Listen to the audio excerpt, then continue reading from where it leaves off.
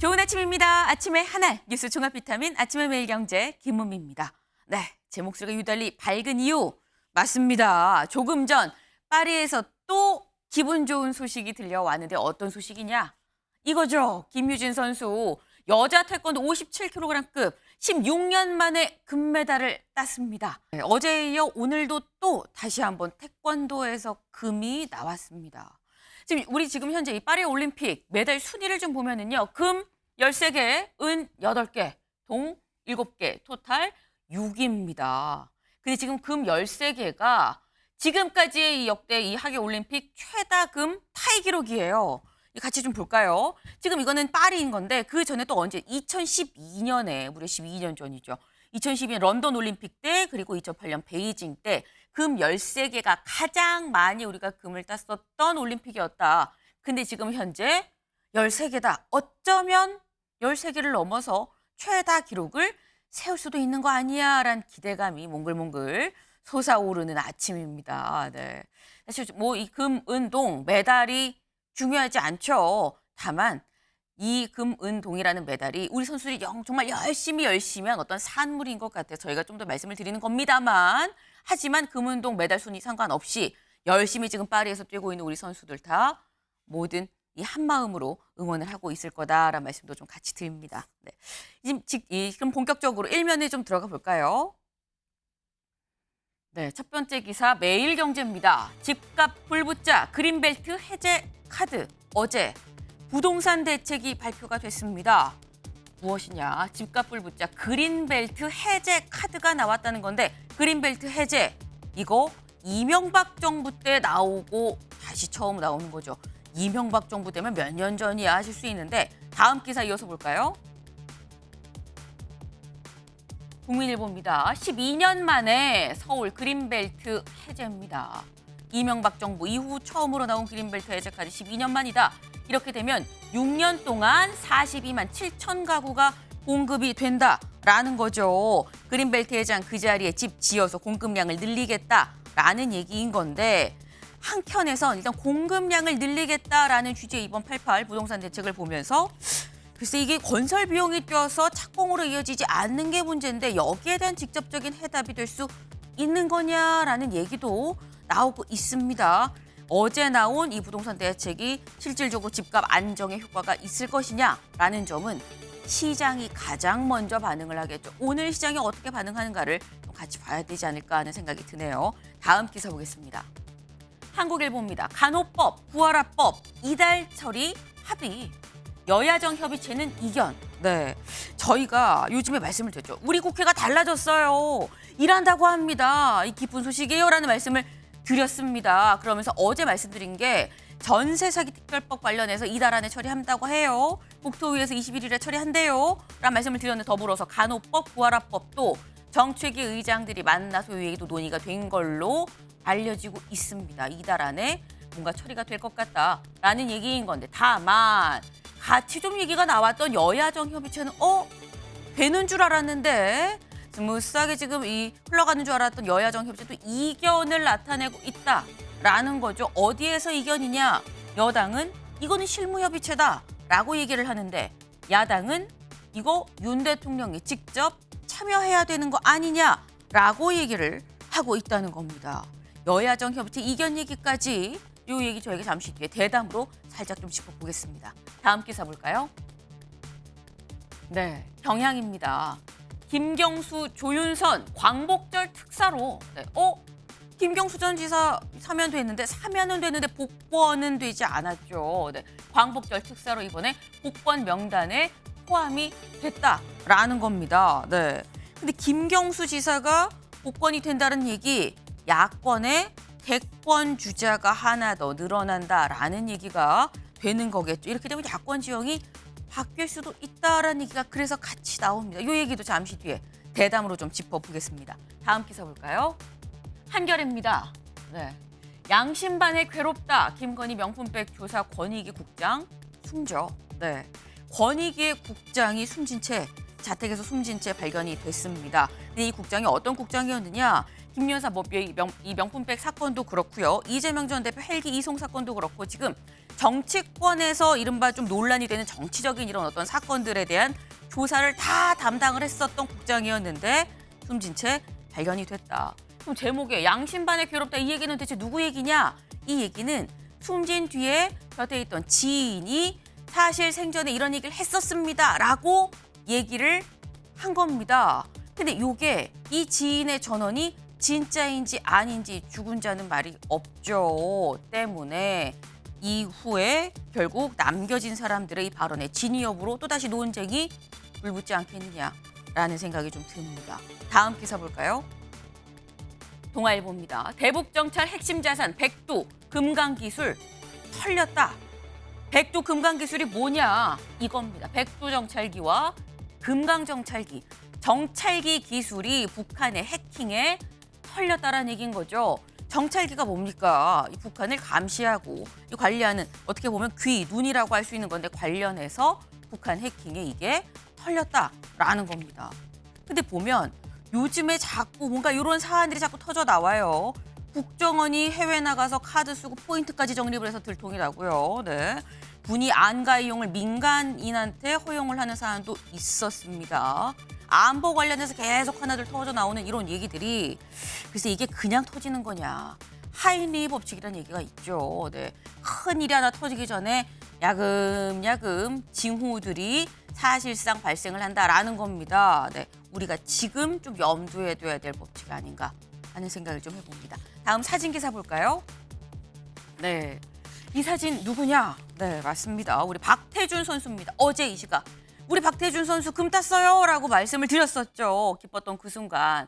네, 그리고 박태준 선수 근데 옆에 누가 또 어깨 동무를 하고 지금 옆에 같이 있어요. 누군가 봤더니 어제 같이 이 경기를 했었던 상대 선수죠.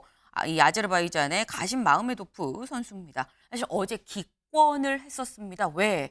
경기를 하면서 두 사람이 발이 엉켜서 넘어지면서 좀 부상을 좀 심하게 당했었는데 그러다 보니까 결국 아파서 기권을 할 수밖에 없었던. 근데 기권을 했지만 결승전의 기권이기 때문에 은메달이죠.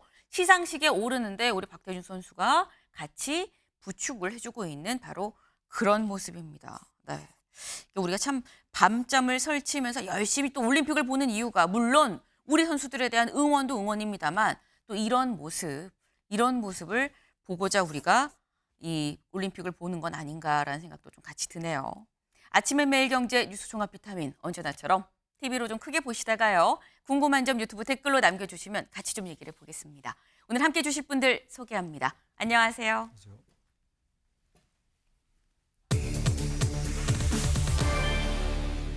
네, 첫 번째 키워드 김경수입니다. 네, 김경수 전 경남지사를 얘기를 하는 거겠죠. 보겠습니다.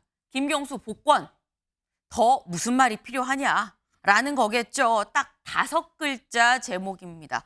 김경수 전 지사 복권 될 것 같다라는 거예요. 이번 광복절 특사에 조윤선 전 이 정무수석, 이 조윤선 전 장관도 포함해서 안종범, 현기환, 원세훈 등등등 다 같이 들어간다라는 거죠. 복권 대상자들 쭉 좀 사진을 같이 좀 볼까요? 네, 제목에 단독으로 나왔던 김경수 전 지사 있고요. 조윤선 전 정무수석, 더불어서 현기환, 안종범, 원세훈. 국정농단 사건으로 사실 형을 살았던 사람들도 이번에 대다수 사면 복권이 된다라는 겁니다. 하지만 이 많은 사람 중에 조선일보는 딱 한 명만 뽑아서 제목에 넣었죠. 김경수 전 지사. 네, 윤영걸 대표님. 김경수 지사의 이번 광복절 특사 복권 예상하셨습니까?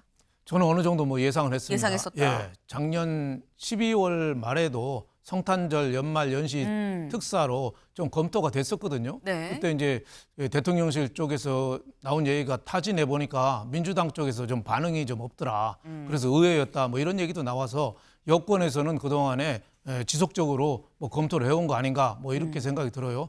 김경수 경남지사는 아시다시피 그 친노의 그 적장자죠. 네. 적장자니까 지금 민주당에서는 일극 체제, 이재명 대표 빼놓고는 전 대표죠. 빼놓고는 아예 없는 정도의 당인데 김경수 경남지사가 만약에 복권이 된다면은 이재명 외에 다른 또 라이벌이 하나 나와서 민주당에 좀 새로운 활력소가 되는 거 아닐까. 그러니까 잘해서 돌아온 뭐 라이온킹이 될 수도 있고 네. 아버지 무파샤를 죽인 원수를 갚는 신바가 될 수도 있고 아니면 그냥 파라코에 그칠 수도 있고 여야가 상당한 중요한 변수를 가진 인물이 될 수 있겠다 이런 생각이 좀 듭니다.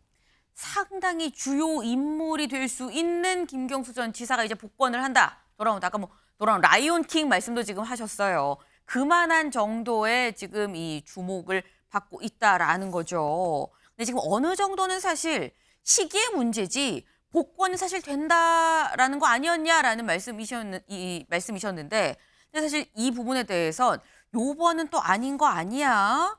요거 사면 과연 해줄까라는 얘기도 야권에서 있긴 있었습니다. 직접 들어볼까요? 당연히 그 이제 사면이라는 거는 대타협인 것이니까 네. 상징적인 대통령의 네. 제스처이기 때문에 복권을 해야 한다고 생각하고 뭐 저는 계속 그렇게 주장을 해왔으니까요. 네. 그러나 지금 현재 윤 대통령이 취하는 스탠스를 보면 별로 이렇게 청신호로 보여지지는 않아서 좀 답답한 심리입니다. 안 해줄 것 같다. 이 사면이라는 게 국민 통합 이런 차원에서 단행하는 거잖아요. 네. 그런 측면에 보면 김경수 지사를 좀 복권시켜주는 게 네. 합리적인 것 같아요. 광복절 때 복권 해야 된다고 보세요? 네, 많은 복권했으면 좋겠습니다.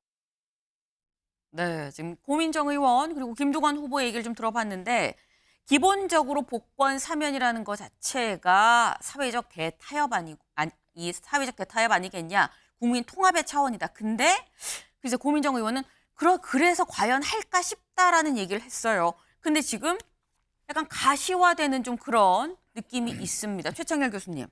그러면 이번 이 김경수 지사가 복권이 된다는 건 대통령이 국민 통합을 생각한 대타협 카드를 꺼내 들었다라고 야권에선 볼까요?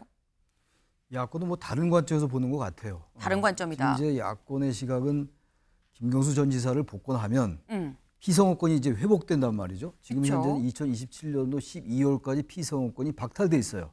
복권이 되면은 이제 거기서 자유로워지는 거기 때문에 뭔가 야당의 분열을 노리는 게 아니냐 뭐 이런 식의 관점이 좀 있는 것 같아요. 근데 글쎄 여권이 뭐 어떤 생각으로 이 사면 복권을 하는지 모르겠습니다만 제가 볼 때 2022년도 12월 특별사면으로 이미 석방이 됐기 때문에 네. 2024년 아닙니까? 지금 8월 달이고 거의 2년이 다 됐는데 복권할 때가 된 것 같아요. 그리고 지금 뭐 드루킹 댓글 조작 사건이 오래전 얘기인데 2017년도 벌어진 사건 아닙니까? 네. 여러 얘기가 많이 있었고 게다가 지금 뭐 이 김경수 전 지사만 복권시키겠다는 게 아니라 조윤선 전 장관도 복권시키겠다는 거기 때문에 뭐 어쨌든 이 복권 얘기가 나오면 항상 여야의 얘기가 많아요.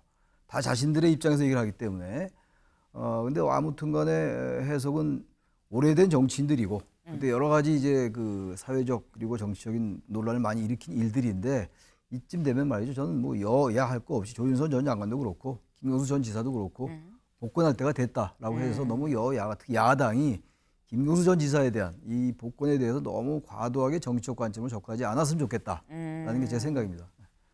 사실 지금 거론되는 사람들이 다 이제 복권 될 만한 시기가 됐다. 여기에 뭔가 정치적인 해석을 더 씌우지 말고 그냥 있는 그대로 좀 받아들이자라는 뭐 그런 말씀이셨어요. 근데 김경수 전 지사의 복권 아마도 야권에서는 야당에서는 뭔가 야권 분열 카드로 여권이 쓰는 거 아니야라는 시각을 갖고 있지 않겠느냐라는 말씀을 하셨는데 그래서 정성호 의원이 사실 이런 얘기를 했었습니다. 들어보시죠. 대선 앞두고서 그때는 조금 아니죠. 약간 분열의 기미가 있을 때 예. 여권에서 김경수 지사 복권 카드 쓰지 않겠나 생각을 합니다. 저는. 사실 사면은 국민 통합을 해서 해야 되는데 네. 통합이 아니라 야권 분열용으로 왜 약간 사면 카드를 분열입니까? 쓸 가능성이 많습니다. 아 그래요? 네, 정성호 의원은 아마 대선 즈음 돼서 잠룡들 뭐 누구 없냐, 뭐 후보들 이런 얘기가 막 나오고 할 때 그때 짠 하고 복권을 해서 뭔가 야권 분열용으로 여권에서 쓰지 않겠냐. 그래서 지금은 아닐 것 같다. 아직 많이 대선이 남아서 지금은 아닐 것 같다라는 그런 취지의 말을 했는데 지금 현재 복권이 가시화되고 있는 상황입니다. 근데 여기서 드는 의문은 이런 거예요. 임세영 대변인님. 그럼 이재명 대표 입장에서는 상대적으로 경쟁자가 아까 뭐 또 다른 대선 후보가 또 하나 나오는 건데 매도 빨리 맞는 게 나은 겁니까? 근데 환영할 일인 것이죠. 어쨌든 민주당의 자산인 것이고 뭐 자꾸 이제 갈라치기라는데요. 그냥 민주당원이었고 유망한 정치인이었습니다. 네. 그러니까 뭐 이게 경쟁자가 왔다고 뭔가 균열을 일으킨 걸 바라는 것 같은데요. 전혀 그런 거 없고 오시면 환영이고 저희는 언제든 준비가 되어 있습니다. 오히려 지금의 그 윤석열 정권에서 사면만 시키고 복권은 놔둔 것 이거 매우 정치적인 속셈이기 때문에 저는 그때 같이 사면 복권 하셔야 되는 게 맞냐라는 게 민주당의 입장이었습니다. 이걸 자꾸 이용하는 거 이 때마다 사면 복권 시기 때마다 자꾸 이 얘기가 나오는 게 그게 이제 획책 아니냐라는 생각이 들고요. 그리고 또 매우 신기한 것은 이런 얘기도 있습니다. 그리고 이걸 그 구색 맞추기 아니냐. 그럼 지금 아까 그 우리 영상에 보시면 앵커께서 말씀하신 것처럼 대상자들. 네, 뭐 등등히 보시면은 전부 다 그냥 국민의힘 분들이셨어요. 그냥 박근혜 정부 때 계셨던 분들이나 이명박 정부 때 국정농단 계셨던 때 분들. 대상자들이 좀 많았죠. 그렇죠. 그런 분들의 그냥 어떻게 보면 끼워 맞추기 물타기 용이냐 이것도 굉장히 굴욕스러운 겁니다. 그래서 이런 부분도 굉장히 좀 바람직하지 않은 모습인 것 같다고 생각이 들고요. 그리고 또 지금 자꾸 이 얘기가 나오는 것은 8월 8일로 광복절 아닙니까? 8월 18일이 민주당의 전당대회입니다. 그러니까 사실상 축제인 것이죠. 이럴 때 약간 막 획책해가지고 물 뿌리기를 딱 하는 시도 아니냐라는 그런 의심이 들 수밖에 없고요. 그리고 또 신기한 것은 아까 말씀드린 그 국정농단 세력들을 네. 사면 복권시키는 것은 그 자기 부정 아닙니까? 저는 그래서 매우 신기한 지점을 발견했습니다. 그런데 분열을 기대하시겠지만 전혀 그런 것은 걱정 안 하셔도 된다. 열심히 견제를 저희는 잘 할 것입니다. 네. 네. 야권 분열 이런 거 없다. 뭐 오면 환영이지 이 말씀이에요. 다만 야권에서 생각하는 건 좀 의아한 게 신지호 의원님. 네. 지금 말씀을 그렇게 하셨거든요. 아니 왜 8월 18일에 민주당 전당대회에 있는데 묘하게 8월 15일 며칠 전에 지금 이렇게 딱 내놓는 건 오히려 뭔가 다른 노림수가 있는 거 아니냐? 뭐 이런 취지의 말씀을 하셨어요. 그러니까 뭐 찬성 환영한다는 건지 뭐 불쾌하다는 건지가 애매해요. 근데 제가 보기에는 아마 민주당 내의 반응이 네. 이 겉으로 드러내는 반응은 상당히 조심스럽게 하겠지만요. 속으로는 확연하게 갈릴 게 자명해 보입니다. 아까 그 정성호 의원이 얘기한 거 네. 뭐 방송에 나와서 얘기했기 때문에 굉장히 좀 이렇게 차분한 톤으로 얘기했지만 아마도 그 이재명 대표 측에서는 김경수 전 지사 복권에 대해서 불편함을 넘어서 이 대통령이 이게 무슨 이 수를 쓰는 것이냐 상당한 그 반발이 있을 것 같고요. 뭐 이제 친문 진영에서는 뭐 구심점이 생긴다고 또 환영할 것이고. 네. 그런데 이게 국민 통합 차원에서 된다고 하는데 야권의 주류 세력이 이건 정치 공작이다. 야권 분열을 노린 이 복권이다. 어떻게 사면 복권을 이런 데 쓸 수가 있느냐. 뭐 이렇게 저는 비난하고 나올 가능성이 대단히 높다. 이렇게 보여지고요. 그런데 또 한편으로 이쪽 그 우파 진영에서도요. 김경수 복권에 대해서 상당히 비판적인 여론이 많습니다. 왜냐하면 김경수 전 지사는 그냥 단순한 선거사범이 아니고 국사범이다.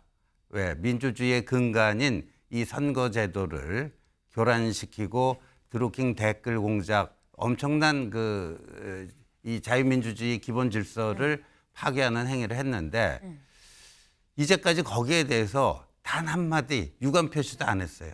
그리고 본인은 진실의 법정에서는 무죄인 것처럼 그런 발언을 쭉 해왔고 자신의 행위에 대해서 조금이라도 뉘우치거나 반성하거나 이게 한 번도 없었습니다. 그런 사람을 왜 굳이 저렇게 복권을 해서 정치 활동을 재개하도록 해야 되느냐.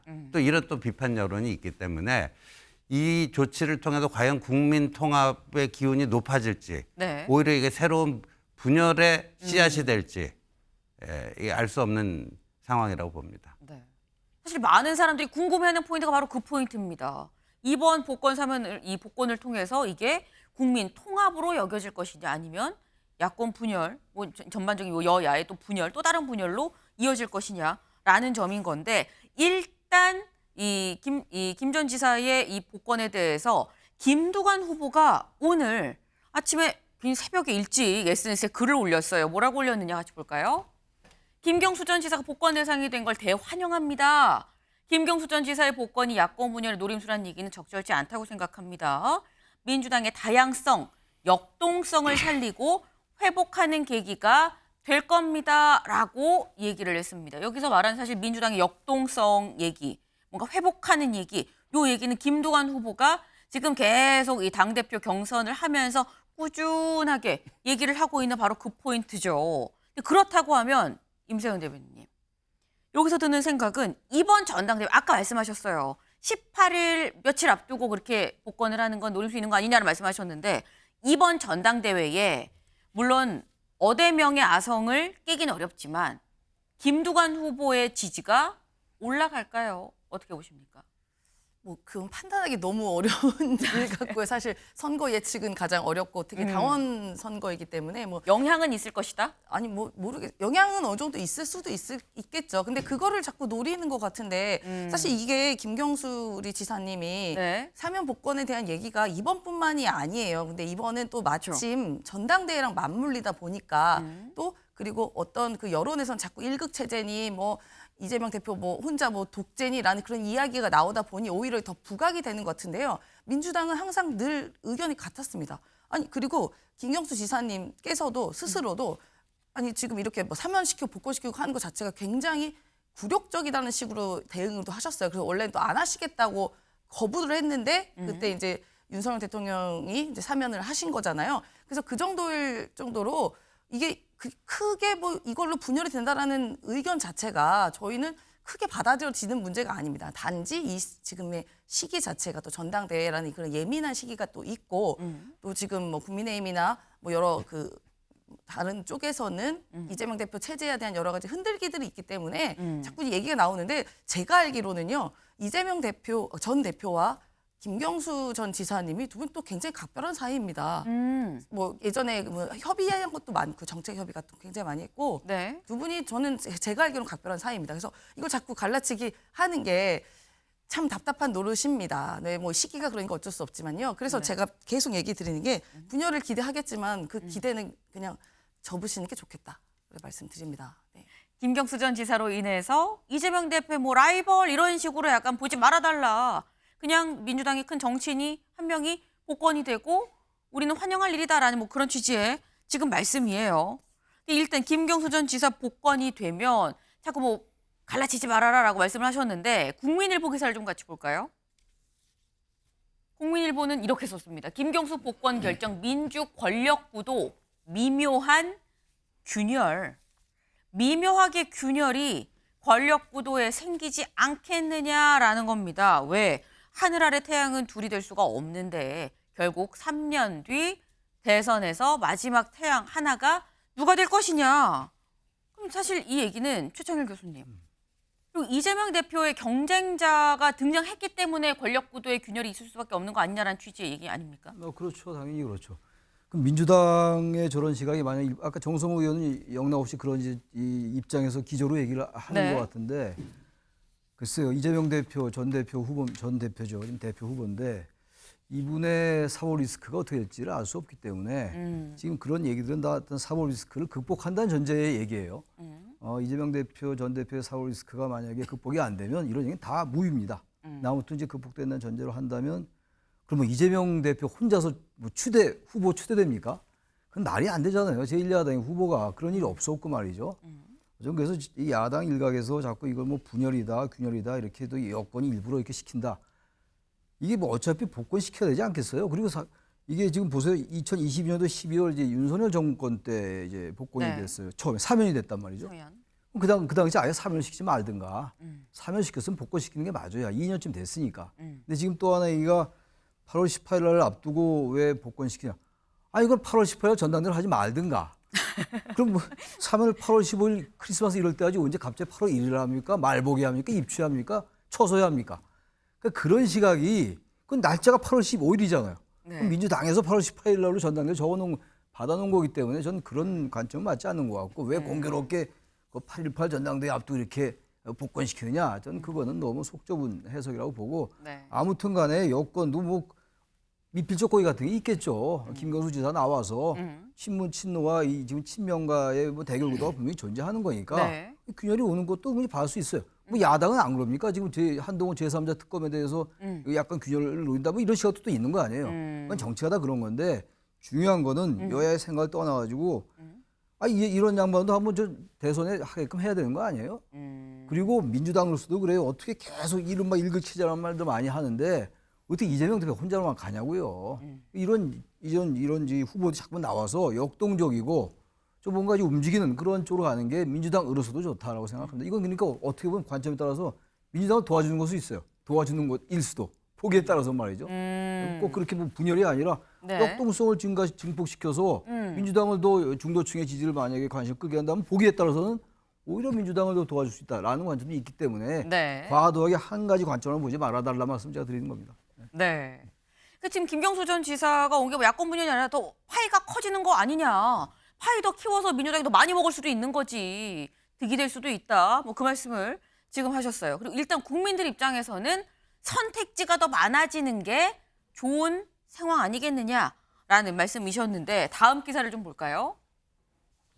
술렁이는 야권, 친문계 김경수 중심으로 뭉칠 수도. 친문계에서 일단 아까 친문 적장자 이 김경수 전 지사가 등장을 하면서 중심으로 뭉치는 거 아니야라는 얘기가 나오고 있다라는 겁니다. 근데 사실 또 한편으로는 윤영걸 대표님. 네. 김경수 전 지사 중심으로 뭉치기에는 지난 총선 때 공천 파동을 거치면서 친문이 대거 포함된 비명계가 상당히 지금 원외로 다 날아갔거든요. 그러면 지금 원내에서 힘을 실어줄 세력이 있냐라는 얘기도 있어요. 그런 의미에서 당장 김경수 저 지사가 네. 복권이 되더라도 바로 힘을 쓰기는 어렵죠. 지금 친문 쪽 세력들, 친노 세력들은 지금 풍찬 노숙하고 있습니다. 예, 바람 맞으면서 밥 먹고 지금 길거리에서 자고 있어요. 어디 먹을 데가 없어요. 네. 유일하게 좀 쉴 데가 어디냐면 김동연 경기도지사 거기에서 자리 몇 개 줘가지고 몇 사람 거기서 뭐 자문위원으로 좀 해서 좀 먹고 살 정도라고 그래요. 그러니까 김경수 후보라는 그 지사가 와도 당장 힘을 발휘하기는 어렵다. 그리고 또 그 친문 세력의 보스인 문재인 대통령이 또 뭘 역할을 하기도 좀 어려워서 저는 당장은 힘을 발휘하기는 어려운데 그 계기점이 어디냐? 이재명 차기 대표 확실시되는 이재명 의원이 네. 사법 리스크 올 연말에 1심 나오잖아요. 1심 나올 가능성이 많아요. 네. 내년에 어떻게 될지 몰라요. 상당히 여러 가지 공직선거법이나 뭐 여러 가지 간단한 그 쌍방울 대북송금이나 네. 간단한 재판이 아니에요. 거기서 만약에 유죄가 나온다. 그럼 상황이 저는 확 바뀔 거라고 봐요. 오히려 그 임종석 지난번에 공천 못 받은 사람이나 박용진 네. 전 의원이나 뭐 김동연 경기도지사나 이런 사람들이 뭉쳐서 힘을 발휘할 가능성이 상당히 많다. 그래서 이재명 지금 차기 대표로 확실시되는 이재명 입장에서 보면은 지금 가상의 적이 아마 1번이 김경수, 2번이 조국일까 아닌가 싶어요. 그래서 둘이 사이 좋다고 그랬는데 권력은 부자 간에도 사생 결단하는 게 권력입니다. 저는 그래서 지금 이재명 후보가 네. 지금 상당히 긴장하고 있을 거다. 그리고 당황하고 용산에 대해서 또 화를 낼 수도 있겠다. 하지만 아까 최 교수님 말씀대로 이게 건전한 여야 관계, 민주당의 건전한 경쟁 관계로 해서는 굉장히 좋은 거다. 지금 민주당은 정상적인 민주당이 아니잖아요. 90% 지지율 나오는 당이 제대로 된 당이라고 볼 수 있습니까? 김경수라는 분이 와서 좀 폭발적인 역할을 하길 기대합니다. 뭔가 민주당의 매기의 역할로서 일단 등장을 하지 않겠느냐라는 말씀이에요. 그리고 일단 김경수 전 지사의 등장보다도 더 큰 변수는 김경수 전 지사 등장한 후에 이재명 전 대표, 향후에도 아마 대표가 될 걸로 예상이 되는 연임이 거의 확실시되는 이재명 전 대표의 사법 리스크의 1, 2심 결과들이 어떻게 나오느냐가 더 큰 시너지 효과로 나중에 작용할 것이다 라는 말씀을 하셨어요. 근데 일단 중요한 건 우리가 지금 얘기하는 이 김경수 전 지사, 당사자의 의지가 사실 가장 중요한 거죠. 김경수 전 지사, 가장 최근에 우리가 들은 얘기는 이 얘기였습니다. 들어보고 올까요?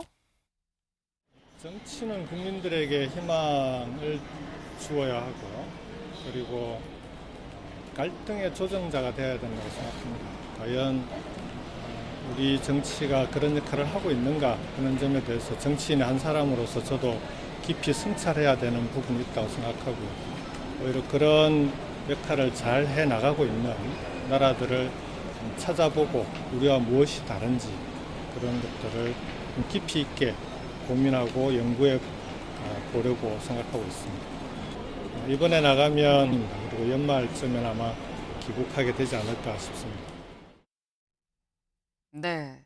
김경수 지사가 지난 5월에 들어왔다가 6월에 대략 한 달쯤 있다도 나갔죠. 그런데 들어올 때 기자들이 물어볼 때는 아유 저는 뭐 현실 정치와는 좀 떨어져 있는 사람이에요라는 취지로 얘기를 하다가 출국을 하면서 뭐라고 얘기했느냐? 지금 들으신 것처럼. 네. 지금 정치가 갈등 조정자가 되는데 그러지 못하고 있어서 내가 그런 나라들을 찾아보고 우리랑 뭐가 다른지 고민을 좀 해보고 오겠다. 연말쯤에 귀국합니다라고 얘기를 했습니다. 신지호 의원님. 네. 지금 김경수 전 지사 얘기를 들어보면 입국할 때랑 출국할 때 살짝 좀 결이 그때 달라서 왜 다르지? 그때도 한참 얘기가 있었거든요. 김경수 전 지사는 8.15 광복절 복권을 어느 정도는 염두에 두고 있었던 걸까요? 저는 뭐 그 김경수 지사의 복권을 위해서 네. 물 밑에서 노력한 사람들이 좀 있는 걸로 알고 있습니다. 있는 걸로 알고 있고 그 뜻이 이제 실현이 된 건데 네. 아마도 이제 이재명 대표 진영에서는 여기에 대해서 뭐 공식적으로 불쾌하다, 왜 야권 갈라치기를 시도했냐 이렇게 내놓고는 반발하기가 참 힘들 거예요. 왜냐하면 그래도 민주당의 같은 식구인데 식구가 정치적인 자유를 되찾은 거에 대해서 어깃장을 놓는다는 게 좀 그렇잖아요. 근데 속으로는 엄청나게 부글부글 끓어오를 수밖에 없을 것이다. 더군다나 10월에 거의 뭐 당선 무효형이 나올 게 굉장히 유력해 보인다는 두 개의 그 재판을 앞두고 있는 상황에서 저렇게 본인의 대체제가 될 수 있는 사람을 이렇게 풀어놓는 거에 대해서 상당한 그게 있을 것 같고요. 더군다나 지금 여야 또 영수회담 하자고 제안해 놨잖아요. 네. 그런데 거기에 대해서는 용산의 반응이 부정적이에요. 시큰둥하고. 그런데 김경수 전 지사를 복권했다. 도대체 우리를 어떻게 알고 이런 거를 하느냐. 뭐 이렇게 생각을 안 할 수가 없을 거라고 봅니다. 그래서 아마도 이제 이 김경수 복권으로 인해서 네. 용산과 이재명 대표 간에 이거는 굉장히 좀 더 멀어졌다. 가파르게 긴장 지수가 높아지지 않을까 이렇게 보여집니다. 지금 사실 김경수 전 지사의 복권이 단순히 복권뿐만이 아니라 지금 얘기가 나오고 있는 영수회담 얘기까지도 같이 좀 같은 틀로 좀 볼 수 있지 않겠느냐. 지금 김경수 전 지사가 복권되면서 친명에서 내색은 못하지만 상당히 불쾌하기 때문에 영수회담 가능성은 더 멀어진 것 같다라는 취지의 말씀을 하시죠. 다만 이제 말씀 중에 나온 뭐 앞으로 남아있는 당선 무효형이 뭐 유력하다라는 말씀은 이제 개인 의견이라는 걸 한번 좀 말씀을 드립니다. 일단 이 부분에 대해서 친명에서는 굉장히 불쾌할 것이고 영수회담도 그래서 더 가능성이 멀어졌다라는 취지의 말씀하셨는데 김세윤 대변인님 어떻게 보십니까? 그러니까 불쾌한 게 없는데 자꾸 불쾌를 자꾸 조장하시는 것 같아가지고 제가 어떻게 말씀드려야 되는지 모르겠어요. 그래서 이제 자꾸 이제 분열을 시키는 게 왜냐면 DJ, 친노, 친문 뭐 이러면 지금은 친명이겠죠. 이런 게 분절돼 있는 게 아닙니다. 그냥 쭉 이어져 있는 민주당의 어떻게 보면 가치가 이어져 나가는 거예요. 어떻게 보면 대통령이셨고 또 대선을 나갔던 사람이고 대표였고 그러니까 이게 이어져 나가는 거지 여기서 딱딱딱딱 끊어가지고 여기는 친노 친문 여기는 뭐 친명 이게 그게 아닙니다. 지금 현역 의원들 보십시오. 여기서 친노 친문 아니었던 분 계십니까? 많이 없어요. 초선 계신 분들 말고 많이 없습니다. 그리고 이번에 잘 안 되신 분들도 보면은 이게 뭐 자르고 이런 게 아니라 경선에서 진 경우예요. 아까 뭐 박용진 의원님 얘기하셨는데 이분은 누가 봐도 그 당시에 비문이었습니다. 그럼 반문 네. 오히려. 그런데 이건 어쩔 수 없이 경선이라는 그 민주적 절차에 의해서 탈락되신 분인데 이게 친문이니 친명이니 자꾸 이거를 분열이 되는 게 답답한 노릇입니다. 그래서 그런 게 아닙니다. 그리고 조금 아까 이건 좀 정정을 드려야 되는 부분이 민주당이 뭐 정상적인 당이 아니다라고 얘기하셨는데 이건 진짜 모욕적인 것입니다. 왜냐? 민주당 권리당원만 230만 명입니다. 그럼 대한민국의 230만 명이 정상적인 사람은 아니지 않습니까? 그러니까 어떻게 보면은 한 국가의 그 국민의 어느 정도의 약간 대표성 갖고 있는 그 당의 정치적인 그 지지자를 정상적이지 않은 건 그건 조금 좀 그건 정정해 주시면 좋겠다라고 말씀드리고 싶습니다. 알겠습니다. 네. 그러니까 일단 아까 뭐 굉장히 뭐 90%까지 지지를 받는 게 상당히 이례적인 일인 건 맞죠. 그러니까 그러다 보니까 그런 말씀까지 좀 나왔었던 건데 요걸 한번 여쭤볼게요. 아까 저희 그 자료 화면으로 나왔지만 김경수 전 지사가 들어와서 평산마을 양산도 방문을 했었거든요. 문재인 전 대통령을 만났었습니다. 근데 그러면 임세영 대변인님, 문재인 전 대통령은 지금 사실 퇴임했지만 한두 번씩 목소리를 내고 있는 상황이거든요. 김경수 지사 복권이 결정이 되면 적극적으로 어떤 후방 지원에 나설 거라고 보십니까? 저는 당연하다고 생각합니다. 왜냐하면 문재인 대통령은 민주당의 어떻게 보면 전직 대통령으로서 굉장히 큰 어르신이에요, 이제는요. 그러니까 네. 누가 됐든 민주당의 자산이라고 생각하시기 때문에 그 어느 분도 지지할 것이다. 그 누가 됐든 또 다른 또 그 유력한 정치인이 계시면 또 거기서 또 지원을 할 것이고 또 만나자고 또 얘기도 하실 거고 저는 그 부분은 동의합니다. 예. 그건 지금 이재명 대표한테도 마찬가지로 하고 계세요. 그 부분은. 네. 문재인 전 대통령은 공평하다 뭐 이런 말씀을 지금 하신 것 같아요. 네. 이재명 대표한테도 뭐 나중에 혹시 복권이 된다 그러면 김경수 지사한테도 똑같이 하지 않겠느냐 말씀인데 근데 사실 이게 복권이 확정적입니다라고 말씀을 딱 드릴 수는 없는 게 복권 대상자에는 올라가 있습니다. 하지만 다음 기사 볼까요? 중앙일보. 김경수, 조윤선 광복절 복권 대통령 최종 결정만 남아. 대통령의 최종 결정이 남아 있는 상태입니다. 대통령이 결정하고 그래서 국무회의에서 23일 국무회의에서 좀 결정이 돼야 최종 확정이 되는 건데 근데 신지호 의원님 네. 아까 그 말씀하셨죠. 우파에서는 또 이런 얘기도 있다라고 하시면서 아니 당사자가 본인이 받은 혐의 그리고 유죄에 대해서 잘못했다라고 인정을 하지 않는데 왜 복권 시켜주냐라는 얘기가 우파에서 있다고 말씀하셨어요. 어제 저녁 밤 무렵에 이제 그 기사가 뜨기 시작해가지고요. 그 제가 쭉 그 댓글이나 이런 거 보면 이제 우파 성향의 사람들이 비판적인 그게 굉장히 높습니다. 예, 뭐 이제 김경수 전 지사에 대해서 아니 예를 들어서 부정선거 사범 아닙니까? 그리고 사실 그 최대의 수혜자가 문재인 대통령이었던 거죠. 근데 그러니까 그 대법원 최후 진술 그때 대법원은 재판이 열리는 게 아니라 서면으로 그쵸. 뭐 제출한 1만 자 정도 네. 있는데 뭐 드루킹이 자기한테 다 이거를 뒤집어 씌우려고 한다. 그럴 정도로 모든 혐의에 대해서 부정을 했고요. 형이 확정된 이후에도 한 번도 본인의 그 과오에 대해서 시인하거나 뭐 유감을 표명한 적이 없습니다. 근데 이제 이런 사람이 과연 이렇게 무슨 뭐 정치인으로서 다시 뭐 하는 게 맞느냐. 아니 예를 들어서 지금 뭐 민주당 진영에서는 3.15 부정선거하면 거의 경기를 일으킬 정도로 있어서는 안 될 일이 벌어진 거 아니냐. 근데 사실 똑같아요. 부정선거 사범이었다는 점에서는. 근데 그렇다고 하면 대통령 최종 결정에서 안 될 수도 있는 거냐라는 거죠. 그럼 뭐 대통령의 판단이 있을 거라고 봅니다. 대통령의 판단이 뭐 지금 제가 판단이 말씀드리는 어떨까요? 그런 네. 문제의식이라면 뭐 안 할 수도 있는 거고. 근데 뭐 이미 이제까지의 그 관례를 보면 법무부에서 저렇게 된 것은 네. 이미 어떤 그 대통령실의 조율이 뜻도 있었다. 전달이 돼서 이렇게 올라오는 거 아니냐 이렇게 보여집니다. 네. 뭐 될 수도 있고 안 될 수도 있고 반반이에요라고 하시다가 그래도 뭔가 이렇게 대상자로 올라간 건 조율이 있었던 거 아니겠느냐라는 말씀이에요. 네. 하지만 말씀처럼 살짝 그 중간에 보수 쪽의 여론이 또 어떻게 또 적용이 될지는 최종까지 좀 끝까지 봐야 될 수도 있겠다는 생각이 듭니다. 네. 다음으로 좀 넘어가 볼까요? 사람에 주목해보는 시간이죠. 아침엔 피플입니다. 네. 먼저 요즘 계속 나오고 있는 언급이 되는 사람이죠. 안세영 선수입니다. 안세영 선수. 오늘은 왜 등장한 건지 기사 같이 볼까요? 안세영, 축하, 영광 누려야 할 선수들에게 가장 죄송하다라고 자신의 SNS에 글을 썼습니다. 글 같이 보겠습니다. 특히 수많은 노력 끝에 올림픽 무대에서 활약하고 있는 선수들에게 가장 죄송합니다. 제 발언으로 축하와 영광을 마음껏 누려야 할 선수들이 해일처럼 모든 걸 덮어버리게 됐습니다. 선수분들한테 진심으로 죄송한 마음을 전합니다.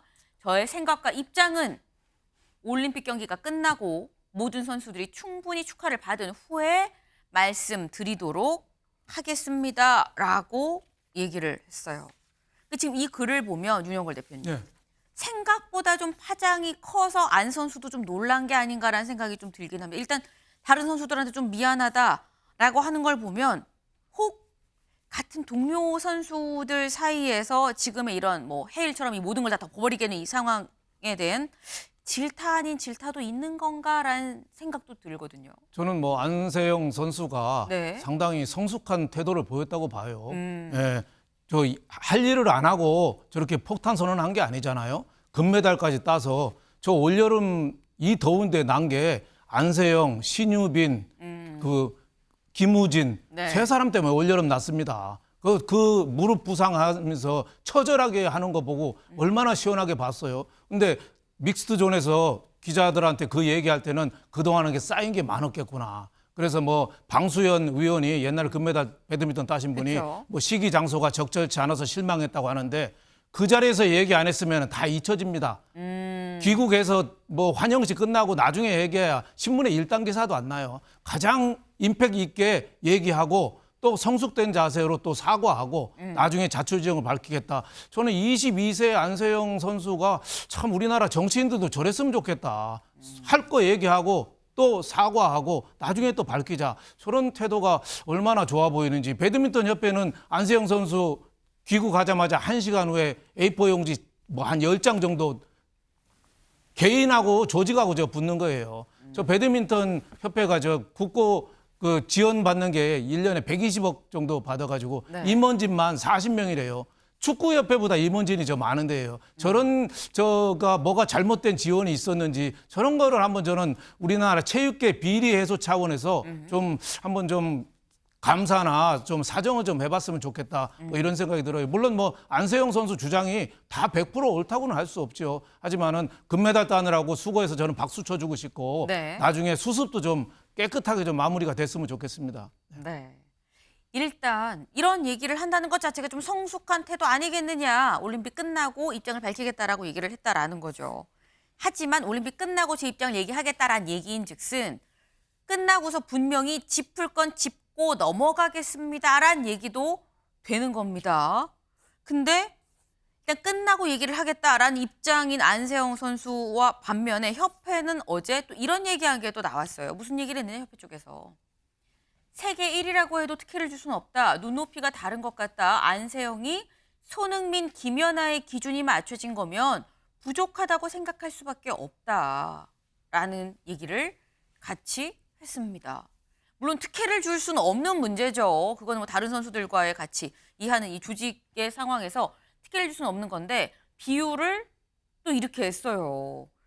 안세영 선수가 손흥민, 김연아냐라는 취지로도 받아들일 여지가 최청열 교수님. 사실 요 멘트를 보면 좀 그래 보이긴 하거든요.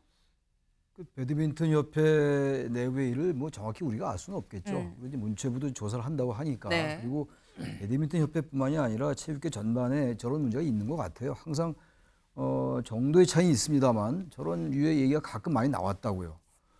그리고 어쨌든 그 나중에 조사를 해봐야지 알 일입니다만 저렇게 안세영을 손흥민, 김연아에 비교를 해가지고 저렇게 하는 건 맞지 않는 것 같아요. 그러면 손흥민, 김연아가 더 훨씬 더 국일 선양하고 더 유명하다, 인지도가 높다. 안세영은 이번에 메달 딴 거에 불과한데 뭐 네가 왜 그런 사람과 비교하는 거 아니냐 이렇게 해석될 여지가 좀 있잖아요. 그래서 같은 걸 해명하고 반박하더라도 좀 다른 걸 얘기를 했어야 될 것 같고 뭐 세계 1위라고 해도 특혜 주면 안 되겠죠. 근데 뭔가 있으니까 저 젊은 선수가 금메달 딴 그 직후에 그 영광된 순간에 그런 말을 하지 않았겠어요? 아까 우리 그 윤 대표님 말씀처럼 그 자리가 아니면 자신의 의견이 이제 그 주장이 국민들에게 알려지기 어렵다고 판단했을 것 같아요. 그래서 얘기한 것 같은데 글쎄요, 뭐 양측의 주장 어느 쪽이 맞는지 모르겠습니다만 전 적어도 협회나 이 우리나라 체육 쪽이 과거에 엘리트 위주로 쭉 해왔단 말이에요.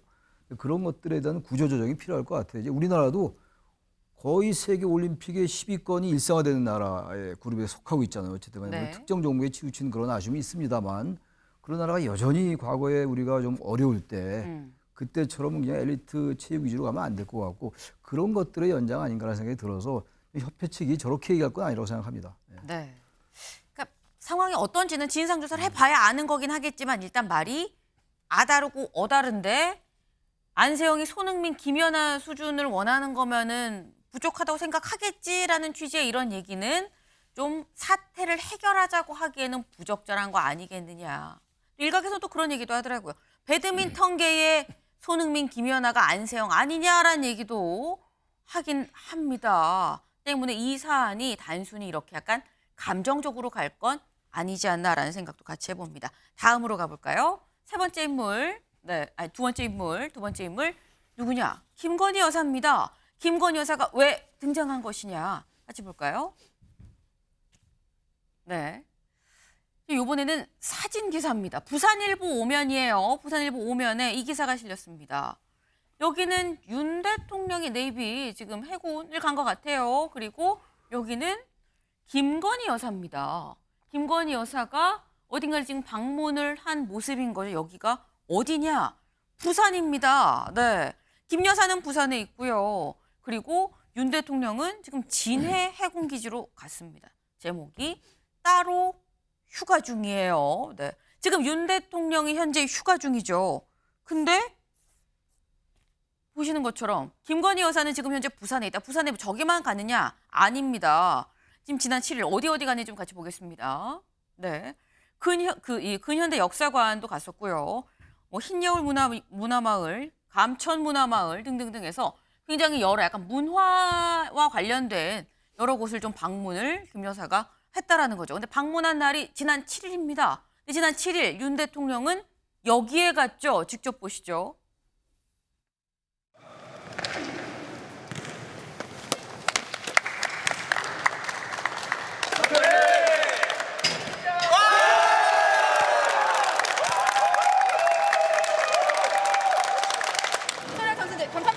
아니 아까 보니까 아주 뭐 선수네.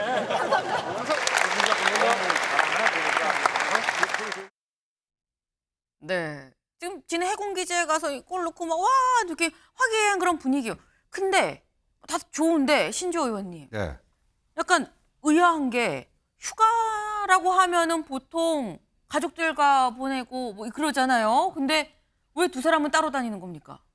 그거 제가 어떻게 알겠습니까? 예. 뭐 근데 두 분이 좀 취향이 좀 다를 수가 있어요. 대통령도 문화 뭐에 관심이 많지만 특히 이제 스포츠 그리고 이제 김건희 여사는 아무래도 이제 그 문화 쪽의 일도 하신 분이고. 네. 예.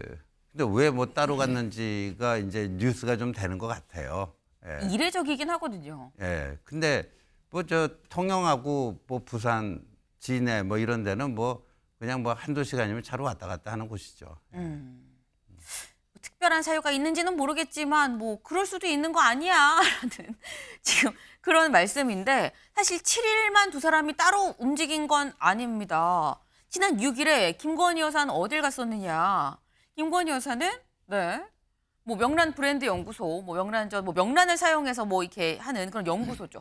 이 명란 연구소를 갔었고 깡통시장도 갔었어요. 네, 그래서 지역 경제에 큰 활력을 불어넣기를 바란다는 뜻에서 부산을 방문했다라고 대통령실은 입장을 밝혔는데 여기도 김 여사 혼자 갔습니다. 그럼 윤 대통령은 지금 여기는 김 여사가 6일날 간 거죠. 그 전날 5일에 어딜 갔었느냐? 또 다른 깡통시장엔 또 다른 재래시장에 갔습니다. 직접 영상으로 확인해 볼까요? 아는 분이 계시나?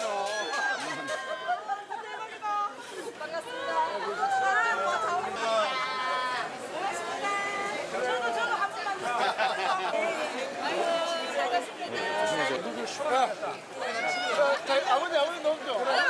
자, 이리 오세요.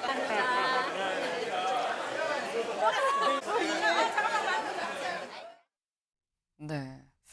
윤여걸 대표님. 네. 지금 모습을 보면 딱 7일만, 지난 7일만 뭐 두 사람이 따로 움직인 게 아니고 휴가 내내 좀 따로 움직이고 있는 것 같다라는 생각이 듭니다. 근데 사실 대통령은 뭐 계속 원래 일상에서 따로 활동을 하는 건데 휴가 때도 따로 김 여사가 따로 움직이는 건 김 여사가 이제 본격적으로 독자적으로 행보를 하겠다고 마음을 먹은 건가라는 생각이 들거든요. 뭐 그렇게 볼 수도 있지만 저는 더 큰 거는 네.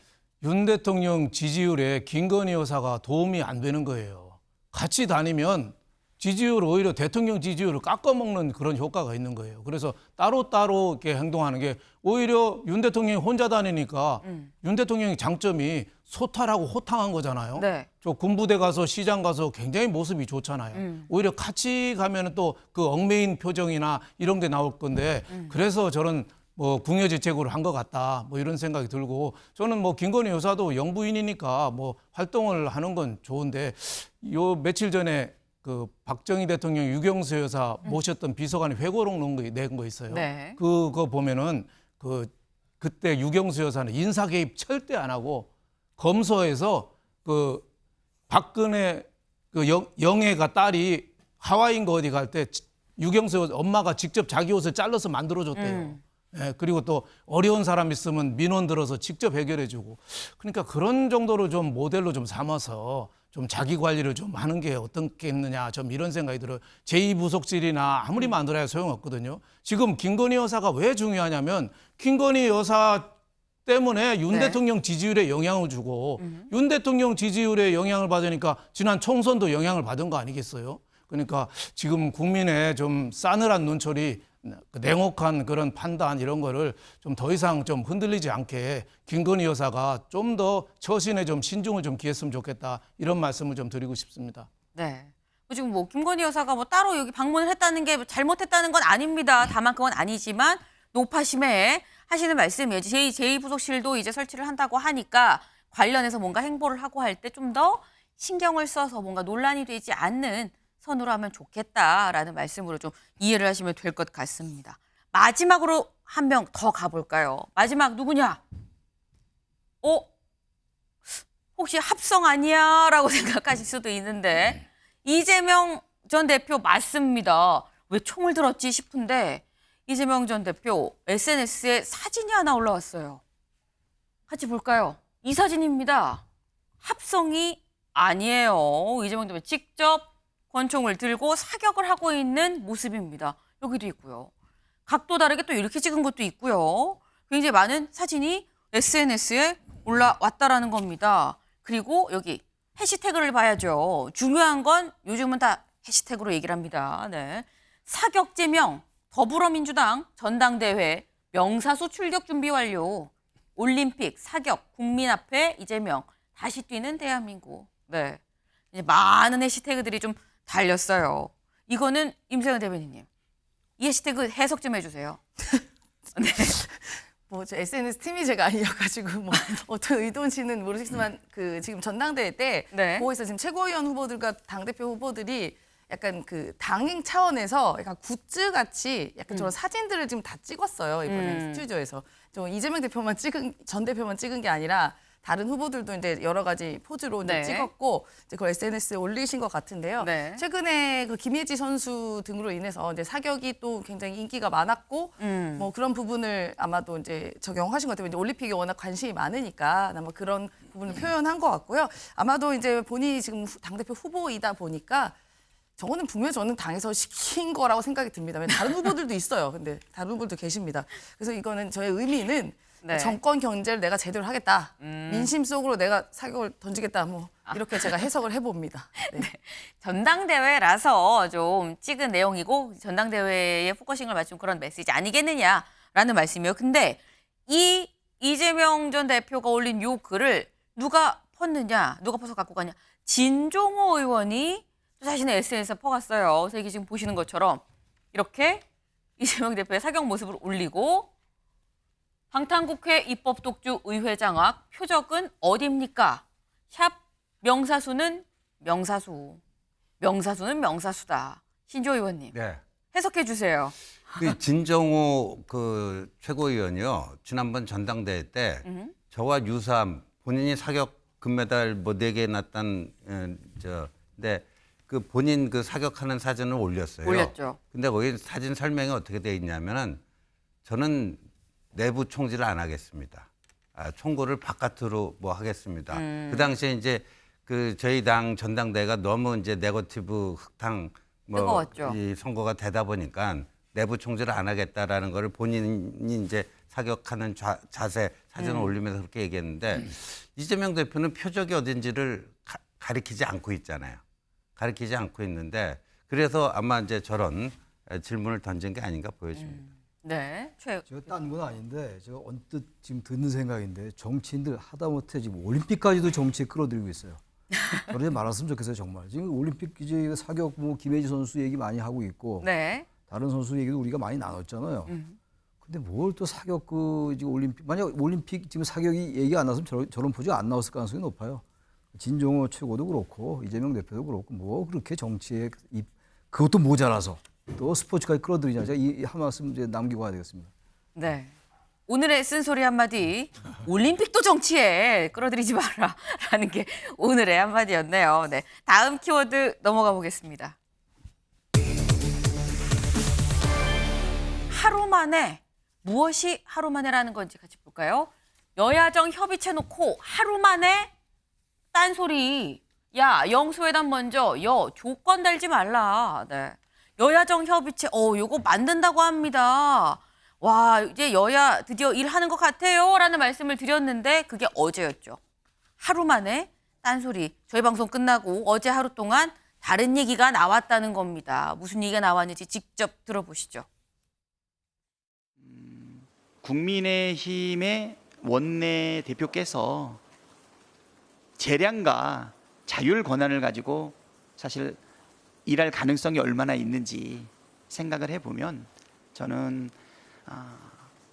국민의힘 원내와 민주당 원내만 가지고서 책임 있게 문제 해결을 위한 노력이 이루어질 수 있을까?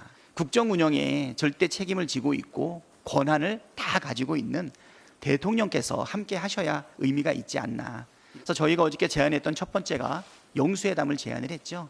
그리고 또 하나가 상설협의체를 만들자라고 얘기했기 때문에 영수회담이 함께 해주고 대통령이 함께 해줘야 위기 극복을 위한 권한과 실질적인 힘이 나올 수 있다.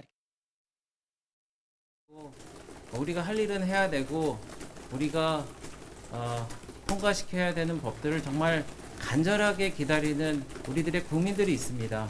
그렇기 때문에 저희 국민의힘은 아무런 조건 없이 단서 조항 없이 여야정 실무협의체를 만들어서 우리가 빨리 처리할 수 있는 거는 하자.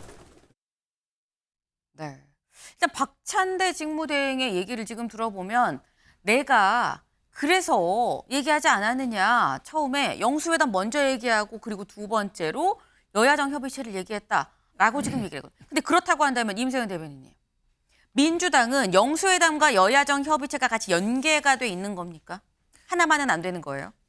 그 연계는 분명히 되어 있지만 그 선순위가 있다고 생각을 하는 것이죠. 네. 왜냐하면은 그 대통령실에서 이제 저희가 뭐 낸 거 다 번번이 거부권하고 그리고 이례적으로 대통령께서도 뭐 지난번 만나시긴 하셨지만 오랜 기간 동안 야당 대표 한 번도 만나시지 않을 만큼 그 야당에 대해서 그냥 무시했던 처사들이 있었습니다. 그러면 여당에서는 이번 총선을 계기로 사실상 대통령께 국정 운영의 전환에 대한 이야기를 하거나 여러 가지 국민들의 열망 있는 것들에 대해서 좀 쓴소리도 하고 이렇게 좀 바꿨으면 좋겠습니다 하는 것을 좀 기대하는 것이죠. 사실 야당도 좀 여러 가지 기대했습니다. 한동훈 지금 대표께서 후보 시절에 최혜병 문제 특검 이야기했을 때도 그래도 어느 정도 얘기가 되겠다 했는데 지금 그 삼겹살을 쌈 드시고 오신다는 말 바뀌었잖아요. 그렇기 때문에 대통령실이 먼저 가야 되는 거 아니냐라는 그 순서에 대한 이야기인 것 같습니다. 그러면 이렇게 여쭤볼게요. 영수회담을 안 하면 여야정 협의체도 없는 겁니까? 아니죠. 그 구성은 분명히 할 수 있습니다만 지금 그러면 여당이 집권 여당이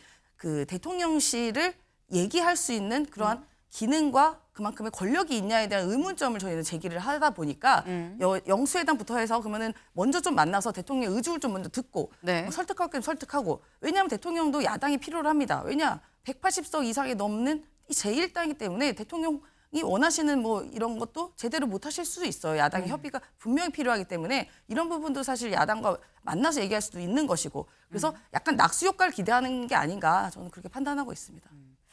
영수회담을 안 하면 여야정 협의체를 만들 수 없다라는 거는 아니지만 기본적으로 일이 되려면 윤 대통령이 들어가는 게 맞는 거 아니냐라는 지금 얘기예요. 근데 이게 윤영걸 대표님. 예. 사실 한동훈 대표 입장에서는 한동훈 대표랑 얘기하는 거는 일이 뭐가 안 되니까 진짜 실권자인 윤 대통령 같이 팔짱 끼고 데리고 오세요. 잠깐 요 얘기가 될 수 있는 거거든요.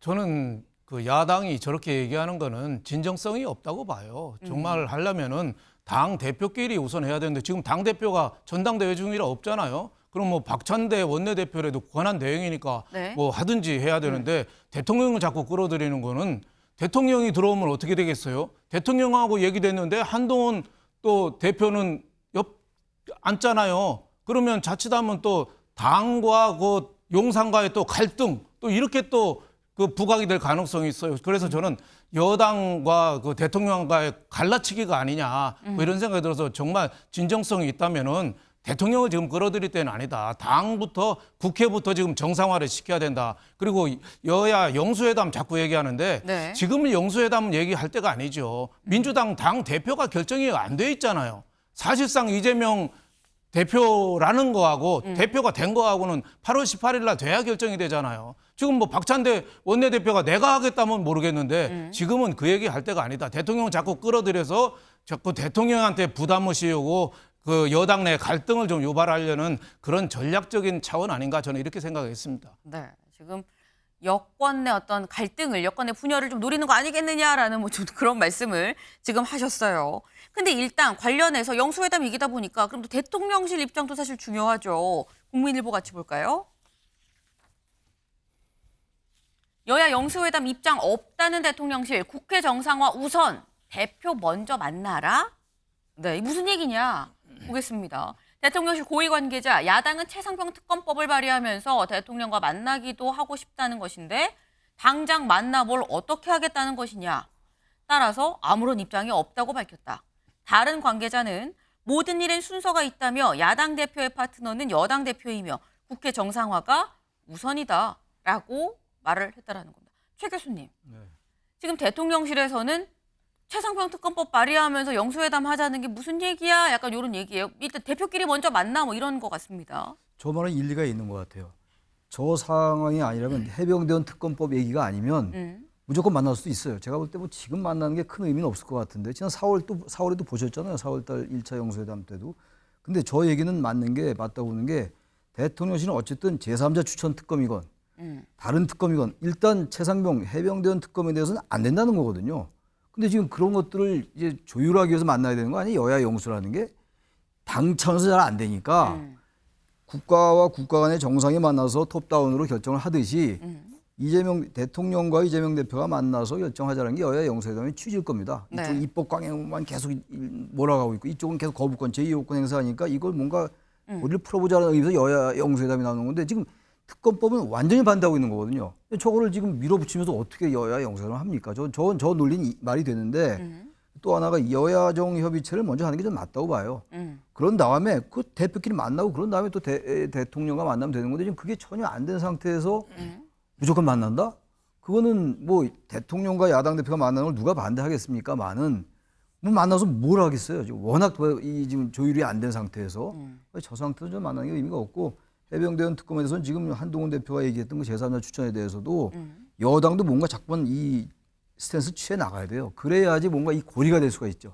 이건 그대로 놔두고 야당은 계속 더 독한 특검법 한다고 발의해놓고 네. 대통령은 반대하고 있고 중간에서 지금 여당은 어정쩡하게 있는 것이고 말이죠.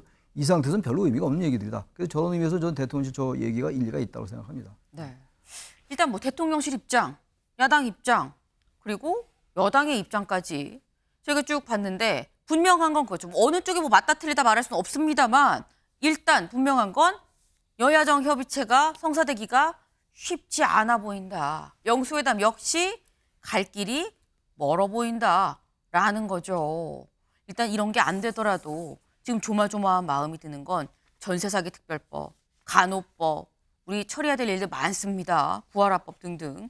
이런 것들 설혹 이게 지지부진하더라도 8월 안에 처리하기로 한 법안은 꼭 좀 처리하면 좋겠다라는 말씀은 거듭거듭 좀 드리네요. 저희가 준비한 소식 오늘 여기까지입니다. 오늘도 좋은 하루 보내세요.